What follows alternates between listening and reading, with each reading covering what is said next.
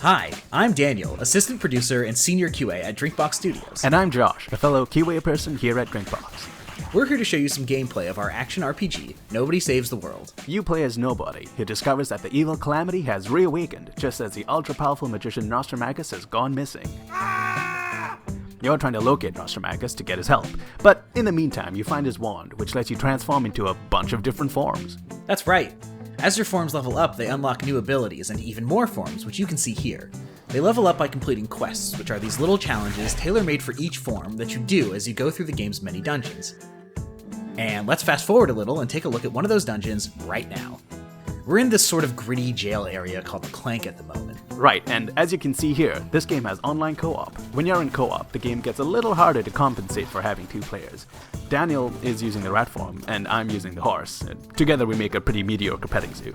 Oh, a beautiful, mediocre pair of animals. I'll be able to unlock another ability for the rat if I complete one of the rat's quests. And there we go. The rat's ranked up, and I've unlocked a new skill. This is one of my favorite skills in the game, Detonate Poison. The rat is really good at poisoning enemies, and this skill lets me basically blow up any enemies that are poisoned all at once. It's pretty powerful. So one of the major concepts of Nobody Saves the World is that once you unlock customization, forms can equip abilities from all other forms. This lets you create a lot of really interesting synergies between skills. I'm just gonna go into the menu for a second, and I'm gonna give my horse the ranger's poison tipped ability, which makes all of my attacks apply poison. The horse's gallop ability lets it run around super fast and damage enemies it hits, so I'll be able to poison them really quickly, and then you can detonate even more enemies. Nice. That's pretty great, but we can make it even better.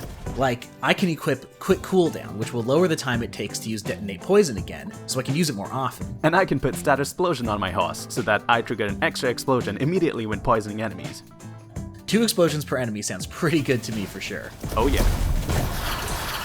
So this was just a couple of examples of how we could quickly synergize both our builds to play off each other, but there's so much more to discover in the final game.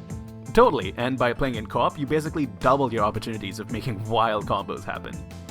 Thanks for your time, everyone. We hope you check out Nobody Saves the World when it comes out in early 2022.